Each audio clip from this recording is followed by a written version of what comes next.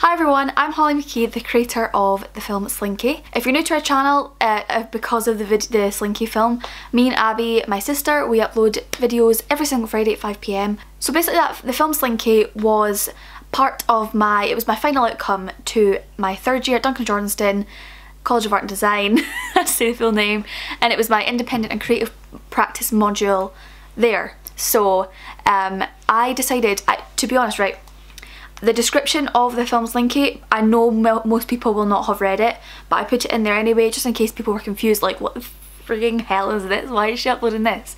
Like our regular viewers might be a bit like, I don't like this, but I just put all my films I ever make from uni, I put them up there on our channel, just basically so that it's there in case something ever happens, because I always put it up there as a backup before my deadline, just in case like something happens to my laptop.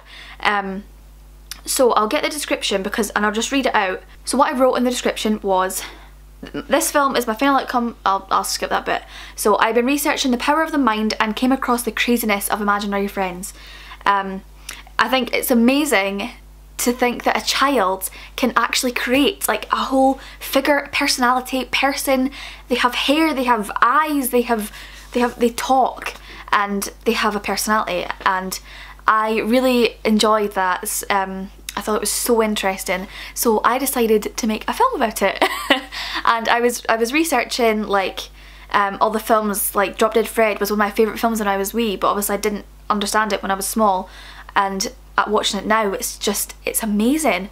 So the rest of this description, so the child like genuinely believes that person is there, and I tried to reach out to people who had imaginary friends, and it was just kind of people saying like my sibling had an imaginary friend, or my cousin, and it was things like that. So I couldn't get like first-hand case studies, which was quite difficult, but because I would really have loved to have interviewed someone who had an imaginary friend. That would have been amazing. To just ask them questions like did they like move things about in your room? Did you see them? Or like, it's mind-boggling to think that people have an imaginary friend. It's so cool.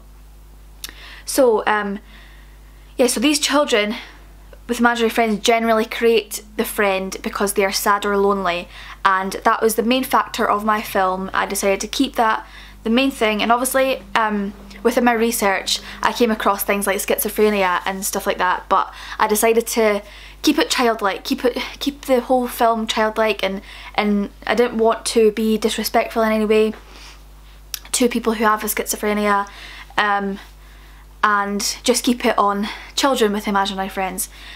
So I decided to just brush past the schizophrenia. I did write some things about it in my sketchbook, but I decided to just leave it because it's a very serious thing, and I didn't want to. I mean, obviously if I did want to, I would be respectful as much as I can, and I feel like it's a very touchy subject, so I just decided to keep it childlike. Imaginary friends, very colourful, childlike, playful, just the way imaginary friends are. So that's why the film is quite playful with like the soundtrack, and the soundtrack was very highly inspired by Donnie Darko. I had never seen the film before doing my research, but so many people have been telling me to watch it because it just like reminds them of me because of the films that I make and have made in the past are always weird like characters that I've created, and it's like a series that I've been making. I've made Circus Fools, I have made The Marionettes, which was a puppet film, but it was a real person as a puppet, and Imaginary Friends, Slinky. So what else have I written? Yeah, so this film expresses one child having a wild imagination who is happier in imagination than they are in reality, and this kind of switches or merges with the help of the imaginary friend. But then I have written here, but ultimately this means if the child is happy in real life, they no longer need the imaginary friend, which is true. That's that's kind of what happens. That's how imaginary friends disappear, and that's what I found with my research. And I researched like psychology and the psychological aspects behind imaginary friends, and obviously I've done so much research before doing this film, but I really like the music does play a big part. She Sells Sanctuary by The Cult. That song is one of my favourite, our parents' favourite song, so I decided to keep it a secret from them the whole time, and put that in, and they would see their daughter Emily dancing, who played the girl Shelby in the film. Emily, she's our little sister. So the three sisters in the film was me, Abby and Emily. Shelby, Sydney and Skylar were played by us, so it was just us playing sisters, and I thought of the name Slinky before anything else, and then I decided let's just keep it all S names, and then it just kind of, I've picked those three names and thought it was cool. So that's where the names came from. And in my sketchbook I came up with a lot of different ideas, like alliterate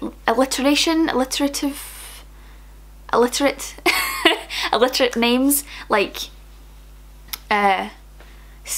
this is not Derek Doppelganger, that was one. So it just had loads of different names, and I came up with Slinky because it was a singular name and I thought it was catchy and representative of the personality that I wanted. I just spat, sorry. Yeah, it was representative of the personality that I was creating, who was Slinky. And I think my friend Hannah, she played Slinky.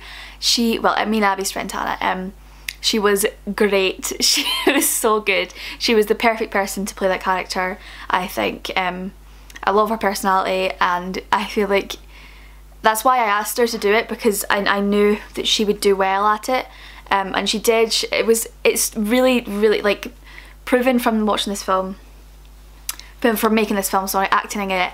It is extremely difficult to act, especially when driving, and especially like being the filmmaker as well, because I couldn't be watching, I couldn't make sure nobody was looking at the cameras, so it was really difficult. It took a few, it took a lot of times to get the scenes right. So this video here that I'm making just now will have the bloopers at the end, and it's going to be a lot of. This is editing Holly jumping in here. I'm going to make a separate video for the bloopers because it'll end up too long. Bloopers. Yeah, some of the bloopers, I get annoyed, we all laugh. We had to stop the car so many times because I only had a certain amount of road space that was quiet that I could film in, so we just had to keep stopping, pulling at the side of the road, and it proven really, really difficult. Oh, a big factor with this film, the first scene where She Sells Sanctuary is playing and Emily's dancing at that bandstand, Emily got her hair cut the week after that, and I still had the rest of the film to film, and her hair was down to about here, and she got it cut up to here, so I had to rewrite the whole script, and that is why she cuts her hair in the film. But I feel like it makes the film have so much more depth anyway, so it worked out better, it worked out really well. Got some good, some more monologue, is that the right word? Dialogue. For the character development, it just added something, and I'm really glad Emily got her haircut.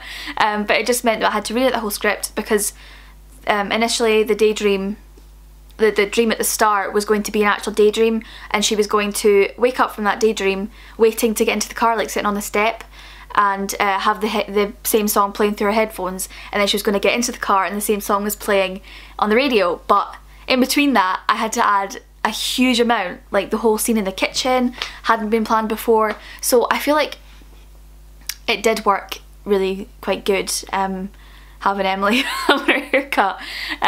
So if you watch it again, you will see the scene right after the She Sells Sanctuary song stops and Emily's in her bed, well, Shelby's in her bed. You will see the way I filmed is very hidden to the fact that her hair was short at that point. She had extensions in, but it was really difficult to make it look like she had long hair.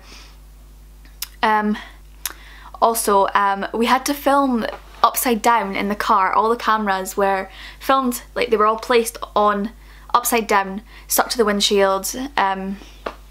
the windshield. Obviously to fit in the mic and to fit the whole camera, it just had to go upside down. So I had to film everything upside down. So even the bloopers, I'm gonna have to turn them all. So this project was quite complex. It's I feel like my last project, the art school, last semester was. Sorry, my camera just cut off. I had to change entire cameras because it went out of battery. But what I was saying before was the art school that I made last semester was at that point the most complex film I'd ever made, because I had to actually cast people and get people that I'd never met before the day of filming. I'd like to talk about that actually, like in another video maybe, about that film, even though it was a while ago. But this film, I feel, is a different kind of like most complicated film I've ever made, because it wasn't people that I didn't know, but it was things I'd never done before. I'd never filmed in a car, I didn't know where to put the mic, so many different things happened. So yeah, I really enjoyed filming this film, Slinky. If you haven't watched it already, it will be linked right here, up the top, and obviously in the description. And please keep watching this to see the bloopers, because they are actually really funny. Hannah was hilarious, and apologies for me getting quite angry. And also, one other thing, the angle that it was filmed in, like in the car, I look awful. Like, it's like the horriblest side double chin in the world, but please just ignore that. It had to be. And we Shelby, Emily, is sitting down here. She's got her hair in a towel. Just being in a shower. Just being in a shower. So I just want to say one last thank you to Hannah, Abby and Emily for helping me with this film. I really couldn't have done it without you. But did I say, I don't know if I said that I wrote the script, but I did everything for this film on my own except from the acting. So really the purpose of this video was to just kind of explain about the film. I've never done a video like this, kind of reflecting on a film before, so I really hope you enjoyed this. We'll be back with another video next week, and make sure to check out Stay for the Bloopers because they're really funny. And of course, as always, Twitter, Instagram, Snapchat's in the description. Snapchat all the time, so definitely add us. We have so many people, so many of you guys on Snapchat, so don't feel like that's a bit of a personal social media platform, Snapchat. But no, our Snapchat's completely public. Please add it. And yeah, peace to the stars, and we'll see you next week. Stay for the bloopers, please stay for the bloopers.